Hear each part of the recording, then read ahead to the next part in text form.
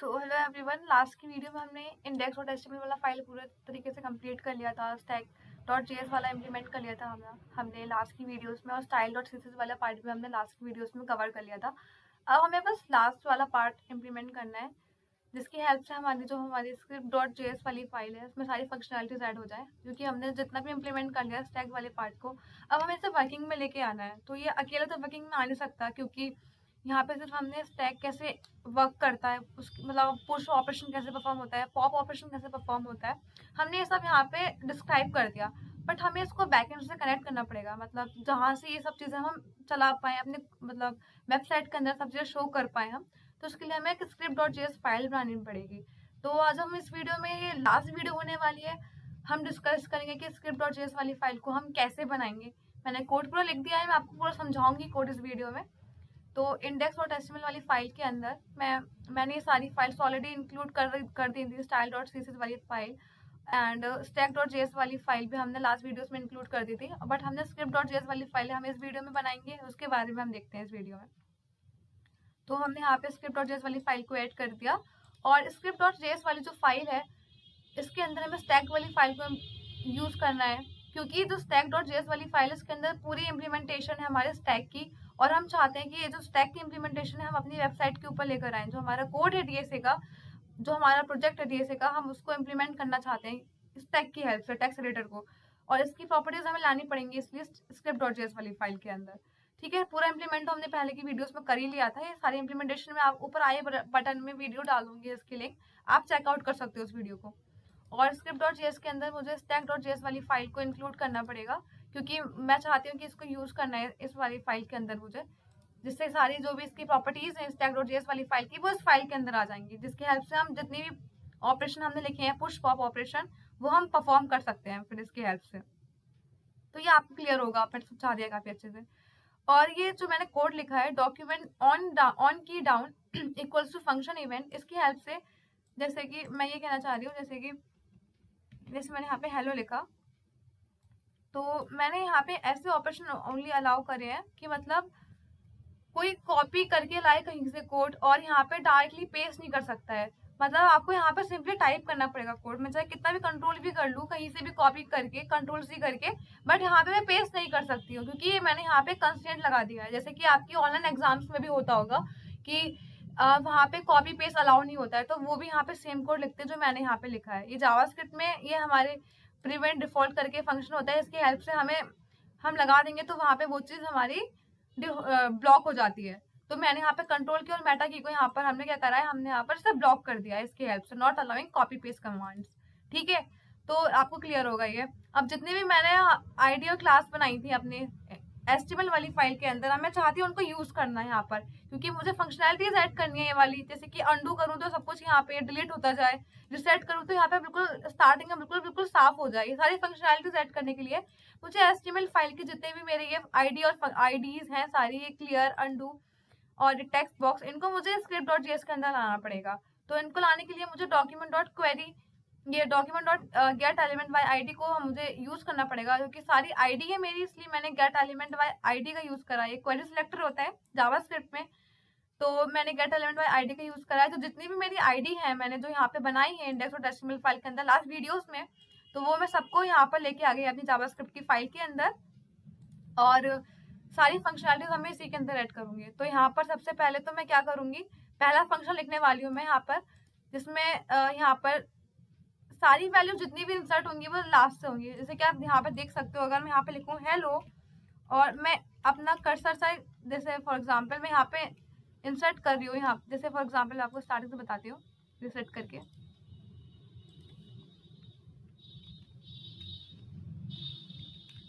Hello, मैंने यहाँ पे हेलो टाइप करा यहाँ पर, और अगर मैं यहाँ पर बीच में एच और ई के बीच में अगर डब्ल्यू लिख भी दूँ तब भी वो यहाँ पर ओ के बाद में ही आ रहा है, ओ के बाद में ही आ रहा है। तो आप समझ रहे हो कि मतलब मैं मिडिल में इंसर्ट कर रही हूँ यहाँ पर जितना भी पुश हो रहा है मेरा ऑपरेशन वो लास्ट में ही हो रहा है। ठीक है, तो आपको क्लियर होगा जितने भी ऑपरेशन हो रहे हैं वो लास्ट में ही मेरे हो रहे हैं। तो इसको लाने के लिए मुझे यहाँ पे ये कोड लिखना पड़ा है, जिसकी हेल्प से जितना भी कुछ भी मैं इंसर्ट करूंगी वो लास्ट में ही इंसर्ट होगा। तो ये भी आपको क्लियर हो गया होगा जो मैंने कोड लिखा है यहाँ पर। अब ये जो कोड है मेरा ये वाला, इसमें मैंने क्या करा है, फॉर एग्जांपल मैं आपको दिखाती हूँ रिसेट करके। यहाँ पर लीव फॉर रियल वाला एग्जांपल लिख कर आ रहा है, और अगर मैंने यहाँ पर कुछ पुश कर दिया तो यहाँ पर तब भी वो लिख कर आ रहा है। बट अगर मैं रिसेट करती हूँ तो यहाँ पर सिंपल में ऐसा लिख कर आ रहा है, लीव फॉर रियल वाला एग्जाम्पल। तो मुझे ये चीज इंसर्ट करनी है ना इसके अंदर, तो फिर मुझे इसके अंदर इंसर्ट करना है। और इसकी मैंने आईडी इसमें दे रखी थी अपने index.html फाइल के अंदर, इस वाले div की। ये है टेक्स्ट बॉक्स, ये क्लास हमने इसमें दे रखी थी, और जो हम यहाँ पे यूज कर रहे हैं ये रहा हमारा टेम्प टेक्स्ट। टेम्प टेक्स्ट मैं यहाँ पे सर्च करती हूँ, टेम्प टेक्स्ट, ये रहा हमारा टेम्प टेक्स्ट। तो जो हमारा हमने इसकी आईडी दी थी, मतलब जो मेरा ये आउटपुट जहाँ पर लिख कर आएगा, इसकी मैंने आईडी दे रखी थी जो थी टेम्प टेक्स्ट। अब मुझे इसके अंदर चेंजेस करने हैं। चेंजेस क्या करना है कि अगर मैं अगर यहाँ पे कुछ लिखकर नहीं आ रहा तो यहाँ पे सिंपल लीव फॉर रियल वाला एग्जाम्पल लिख कर आएगा। अगर मैं रीसेट करूँ तो यहाँ पर लीव फॉर रियल वाला एग्जाम्पल लिख कर आ रहा है साफ साफ। मैं चाहती हूँ कि यहाँ पर लिख कर ही आए, तो इसके लिए मुझे इसकी आईडी क्लास चाहिए होगी जिसकी हेल्प से मैं यहाँ पर लिखूँ। तो मैंने ये वही करा है, यहाँ पे इसको आईडी दे दी है टेम्प टेक्स्ट, और script.js की फाइल के अंदर टेम्प टेक्स्ट के इनर HTML में यहाँ पर लीव फॉर रियल वाला एग्जाम्पल लिख दिया है सिंपली मैंने। जब भी स्टैक क्लियर होगा और टेक्स्ट कुछ नहीं होगा तो यहाँ पर सिंपल यहाँ लिख कर आता रहेगा लीव फॉर रियल वाला एग्जाम्पल। आप चाहे कुछ और लिख सकते हैं, तो मैंने यहाँ पर ये लिखा है, आप कुछ और भी लिख सकते हो, जो भी आपका मन हो। ठीक है, तो क्लियर होगा आपको आराम से, जो भी मैंने आपको बताया सब कुछ क्लियर होगा।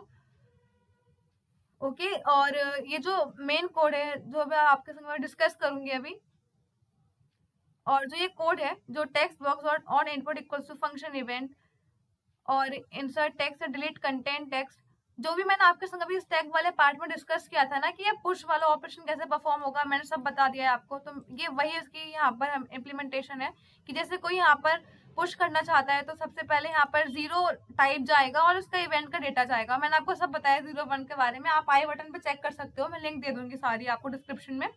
तो इसका उसी के बारे में सब कुछ है कि अगर किसी ने इंसर्ट करने के लिए डाला है तो यहाँ पे टाइप 0 जाएगा वरना 1 जाएगा। ठीक है, और लास्ट में से वो वैल्यू डिलीट हो जाएगी, क्योंकि जो भी वैल्यू होती है डिलीट पीछे से होता है हमारे स्टैक के अंदर, ये सब पता होगा आपको। तो वही प्रॉपर्टीज जो है वही है, लास्ट इन फर्स्ट आउट, जो लास्ट में आता है वो पहले जाता है, तो वही सबसे पहले वही वैल्यू जाएगी। अब आपको क्लियर होगा, सभी वाला कोड तो मैंने आपको बता दिया था स्टैक के इम्प्लीमेंटेशन वाले पार्ट में। ठीक है, और ये जो वाला पार्ट है इसकी हेल्प से जो स्टैक के टॉप में होगा वो आउटपुट में आ जाएगा।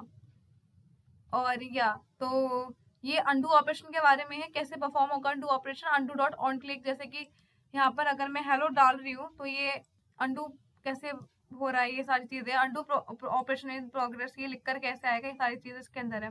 अंडू ऑपरेशन इन प्रोग्रेस, अगर इसके अंदर कुछ वैल्यू है तो अंडू ऑपरेशन इन प्रोग्रेस आएगा, अगर नहीं होगा तो कुछ भी नहीं आएगा, क्योंकि जैसे फॉर एग्जाम्पल अगर इसके अंदर कुछ है ही नहीं तो क्या हम डिलीट करेंगे, है ना। तो इसलिए हमने कंडीशन लगाई है यहाँ पर कि यहाँ पे इज नॉट इक्वल्स टू -1, मतलब कि इसके अंदर कुछ वैल्यू प्रेजेंट है ऑलरेडी। तो हमने यहाँ पर डायरेक्टली अंडू ऑपरेशन प्रोग्रेस को दिखा दिया। ठीक है, तो आपको क्लियर होगा। और अंडू ऑपरेशन जब परफॉर्म होगा तो इसमें ये ऐसा होगा, जैसे मान लो हेलो लिखा है हमारा, तो एक बार अंडू ऑपरेशन परफॉर्म हो गया एक बार ऑपरेशन परफॉर्म, एक बार अंडू ऑपरेशन परफॉर्म होगा। जैसे कि एक बार फिर से दिखाती हूँ आपको, अगर मैंने हेल लिखा और अंडू ऑपरेशन मेरा परफॉर्म हो गया एक बार, क्योंकि मैंने यहाँ पर जो इसका बफर साइज है मैंने यहाँ पर 4 दे रखा है मैंने अपने कोड के अंदर। मैंने आपको बताया है ये सब चीज़ें लास्ट वीडियो में, बफर का साइज 4 है, इसलिए यहाँ पर हेल्थ तक 4 तक वैल्यू जा रही है यहाँ पर हमारी हेल्थ तक।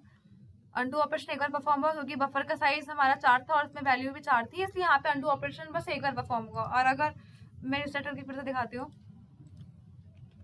और यहाँ पे 2 बार परफॉर्म होगा अंडू ऑपरेशन, एक बार ही 2 बार हुआ परफॉर्म, क्योंकि यहाँ पे बफर की वैल्यू 4 है और एक, इसलिए हमारा 2 बार परफॉर्म हुआ ये अंडू ऑपरेशन, क्योंकि एक बार हेल गया था, दूसरी बार में ओ गया। तो पहले अंडू ऑपरेशन इसके लिए परफॉर्म हुआ हेल के लिए, दूसरा अंडू ऑपरेशन परफॉर्म हुआ ओ के लिए। ठीक है, क्लियर होगा आपको आराम से जो मैं कह रही हूँ। रिसेट करूंगी तो पूरा रिसेट हो गया। तो अंडू ऑपरेशन ही मेन था हमारे इस प्रोजेक्ट में। और इसको डिलीट करने के लिए हमने क्या करा, टेक्स्ट बॉक्स के सबस्ट्रिंग में से उसको हमने माइनस कर दिया वैल्यू की लेंथ में से। ठीक है, काफी क्लियर होगा आपको पूरा प्रोजेक्ट। मैंने आपको script.js फाइल का पूरा डिटेल में समझा दिया है। अगर कोई भी डाउट हो आपको तो आप मेरे को कमेंट सेक्शन में पूछ सकते हो, मैं आपका रिप्लाई जरूर करूंगी। अगर आपको कुछ भी क्लियर हुआ उस वीडियो से तो प्लीज सब्सक्राइब करो मेरे चैनल को, क्योंकि मैं काफ़ी नई वीडियोस और लेकर आने वाली हूँ, जिसमें मैं DSA के लाइव प्रोजेक्ट के बारे में काफ़ी और चीज़ ऐड करूँगी इस प्रोजेक्ट के अंदर। तो या मिलते हैं अगली वीडियो में। Thank you so much.